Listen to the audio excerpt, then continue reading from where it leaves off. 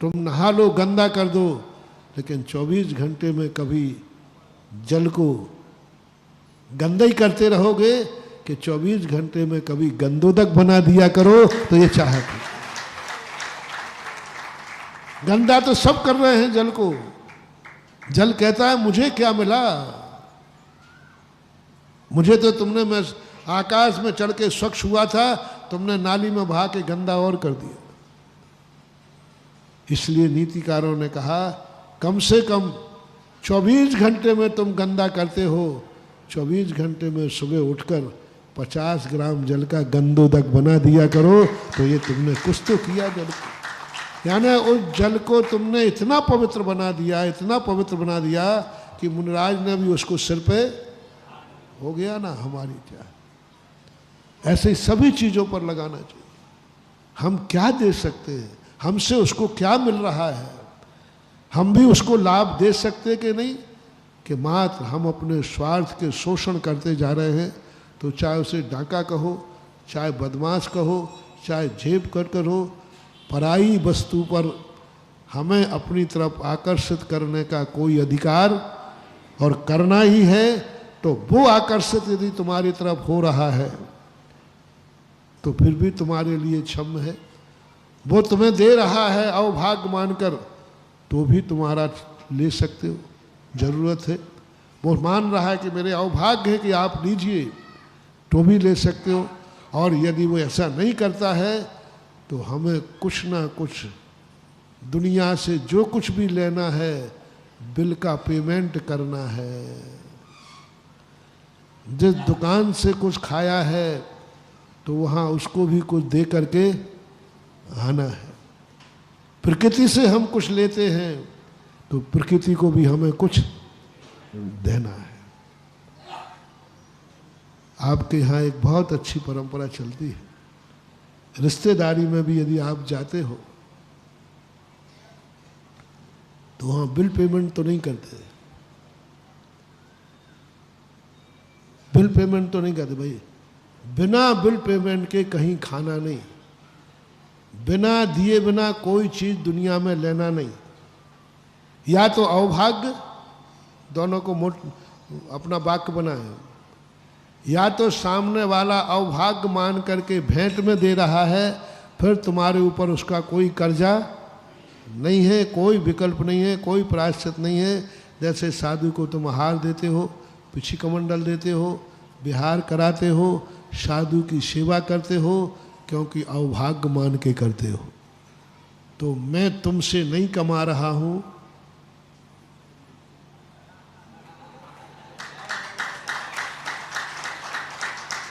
बेटा ऐसे नहीं है, मैं साहूकार हूँ और तुम सब कर्जदार हो, क्योंकि मैं तुमसे कुछ भी नहीं कमा रहा हूँ और तुम मेरे से 24 घंटे कमा रहे हो। बोलो मैं 24 घंटे में तुमसे क्या कमाता हूँ, तुम मेरे किस काम के हो, क्या कमाता हूँ बता दो, तुम किस काम के हो हमारे। क्योंकि मैं कब धन होता हूँ, पैर दबा देते तब, आहार कराते तब, आगवानी कराई तब। अरे बेटा आगवानी के दिन तुमने हमें लूट लिया,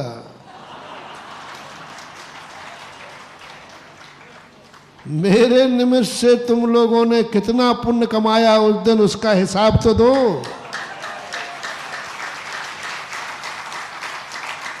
मुझे मिलके लूट लिया मेरे हुस्न वालों ने।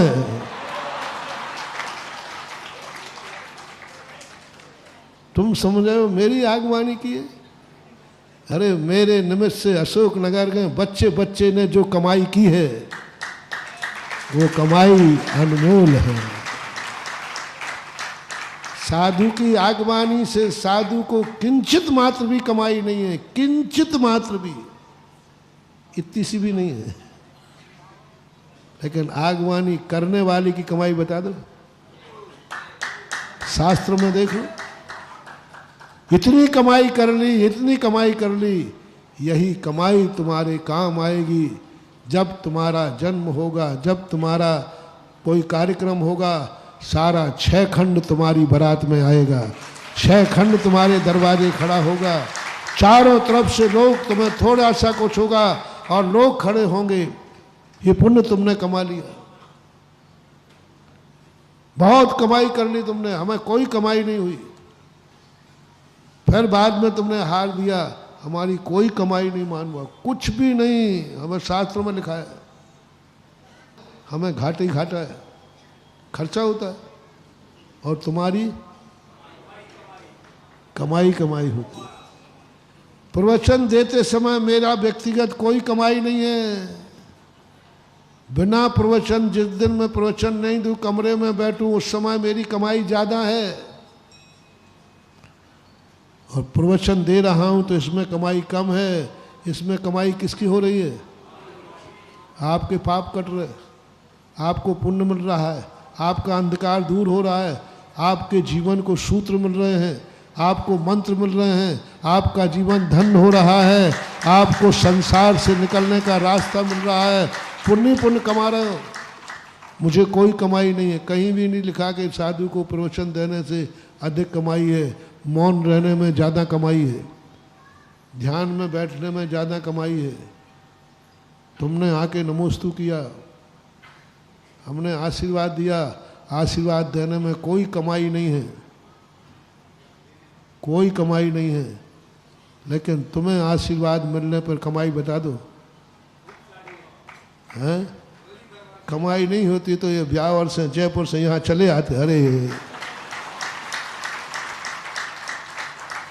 जिसको कमाई होती वो उसके दरवाजे आता, मुझे कमाई होती तो मैं आशीर्वाद देने जाता, तुम्हें कमाई है इसलिए तुम आशीर्वाद लेने आप प्रक्षालन करते हो। हमें बताओ क्या कमाई है हमारी, बताओ हमारी कमाई बताओ। और पास प्रक्षालन करने वाले की कमाई ही कमाई है। 24 घंटे साधु की चर्या से श्रावक कमाता है, बस अब हमें कितना पुण्य मिलेगा? कोई कमाई नहीं है, कोई कमाई नहीं है, कोई कमाई नहीं है, बस इतनी पुण्य कमाई है कि मेरे कारण से तुम्हें रोजगार मिल गया, मेरे कारण से तुम्हारी कमाई हो गई। क्योंकि जिनके अनुग्रह बिन कभी न कटे करम जंजीर, ते साधु मेरे उर बसो मेरी हरहु पातक पीर। इसके बिना बस यही है कि इसके साधु के निमित्त के बिना श्रावक की कमाई नहीं होती। साधु अपने लिए कमाई के लिए करते ही नहीं है, क्योंकि उसको है ही नहीं। और तुम बनिया हो, बुलाए जहां कमाई नहीं होती ना, तुम बुलाए से नहीं आओ, और कमाए तो हफ्ता पूरा नहीं होता, और ये सागर वाले देखो आके बैठ गए,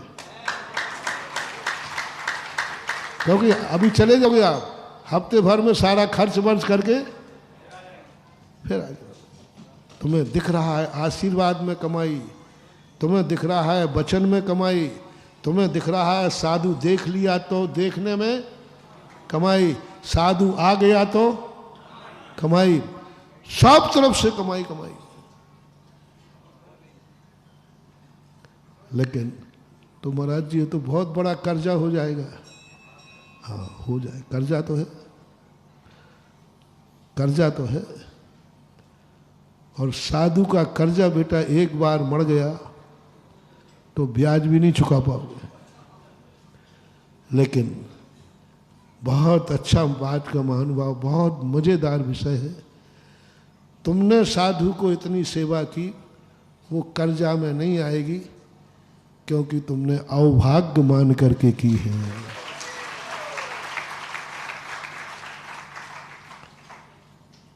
अब तुम्हारा कर्जा और माफ कर दूं कि रहने दे?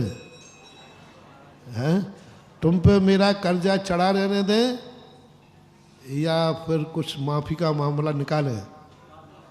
लो लो निकाले देता हूं। साधु के लिए पूज्य